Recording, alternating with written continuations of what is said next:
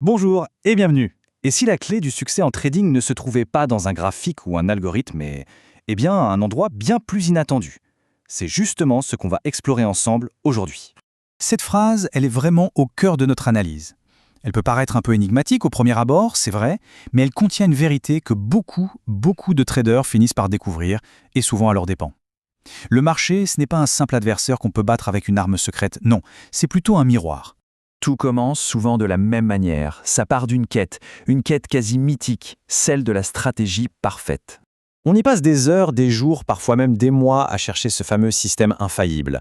Le Saint Graal qui promet des gains constants, qui pourrait éliminer le doute et transformer le trading en une sorte de machine bien huilée.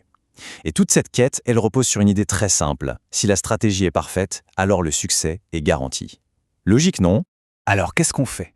On s'équipe, on remplit notre boîte à outils avec des indicateurs, on apprend à repérer des figures sur les graphiques, on suit les actualités à la minute près, on teste des algorithmes, bref, on accumule un tas de connaissances externes en se disant que ce sont elles les clés pour enfin conquérir le marché. Mais vient ensuite le moment de vérité, le moment où le plan si soigneusement préparé se confronte à la réalité, qui est, elle, souvent bien plus chaotique. Sur le papier, tout est parfait. Les tests sur les données passées sont incroyables. La confiance, elle, est à son maximum. On se sent prêt, armé jusqu'aux dents, et on se lance avec cette conviction que cette fois, c'est la bonne. Et c'est là que tout bascule. C'est la question cruciale. Malgré toute la préparation logique, une perte inattendue arrive. Et d'un coup, c'est la peur qui s'installe. Ou à l'inverse, après un super gain, c'est l'euphorie, la cupidité. Toute la logique du plan s'efface d'un coup, balayée par la puissance des émotions. Et c'est là que le contraste devient saisissant. On s'attendait à un jeu de logique, presque comme aux échecs, mais la réalité nous plonge dans un océan d'incertitude. On cherchait le contrôle et on se retrouve à faire l'expérience du chaos. C'est précisément dans cet écart que la meilleure des stratégies perd tout son pouvoir et que le véritable test commence. C'est à ce moment-là qu'intervient la prise de conscience, le moment où l'on comprend que le véritable obstacle, ce n'est pas le marché, c'est quelque chose de bien plus profond, de bien plus personnel. Ces émotions, ce sont de véritables saboteurs. Pensez-y. La peur de perdre un gain nous fait sortir trop vite. La cupidité, ou cet espoir un peu irrationnel qu'un trade perdant va se retourner, nous fait creuser nos pertes. Et la frustration après une défaite peut nous pousser à reprendre des positions tout de suite sans réfléchir, juste pour se venger du marché. Aucune stratégie, même la meilleure, ne peut résister à ça. Le point crucial, il est donc là. Le marché ne teste pas la qualité d'un indicateur technique, non. Il teste la discipline face à la tentation de la cupidité. Il teste la patience face à la frustration. Il teste la résilience face à la perte. Le test est en fait entièrement personnel. Alors, qu'est-ce qu'on entend par identité dans ce contexte? Ce n'est pas un concept abstrait, c'est un ensemble très concret de compétences internes. C'est la capacité à rester calme quand tout autour pousse à la panique. C'est la force de suivre son plan quand l'instinct crie de faire l'inverse. En somme, c'est la solidité de son propre mental.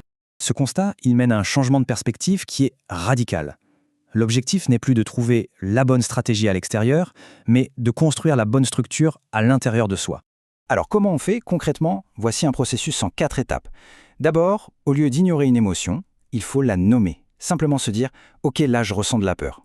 Ensuite, se demander d'où elle vient. Pourquoi j'ai peur en fait? La 3e étape, c'est la plus difficile. Exécuter le plan, malgré l'émotion.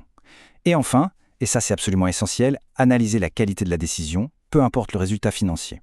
Parce qu'un bon trade peut perdre de l'argent et un mauvais peut en gagner. Alors, à quoi ressemble le trading une fois que cette transformation intérieure a eu lieu? Eh bien, c'est une approche complètement nouvelle, vraiment réinventée. Le changement de paradigme est total. On passe de cette idée un peu arrogante de battre le marché à un objectif bien plus humble mais tellement plus puissant, se maîtriser soi-même. C'est un basculement complet du focus, de l'extérieur vers l'intérieur. Cette citation de Warren Buffett, elle résume ça à la perfection. La patience, ce n'est pas une stratégie, ce n'est pas une technique. C'est un trait de caractère, une composante de l'identité. Le marché ne récompense pas forcément les plus intelligents ou les plus rapides, mais il récompense les plus disciplinés et les plus patients. On termine avec cette question, une question pour réfléchir. Au-delà des graphiques et des bilans financiers, cette leçon s'applique à tellement d'autres domaines de la vie. La gestion de ses propres émotions, de sa discipline, de sa patience, c'est peut-être l'investissement le plus rentable qui soit. Alors je vous laisse avec ça. Et si le véritable capital à gérer, au final, c'était tout simplement soi-même?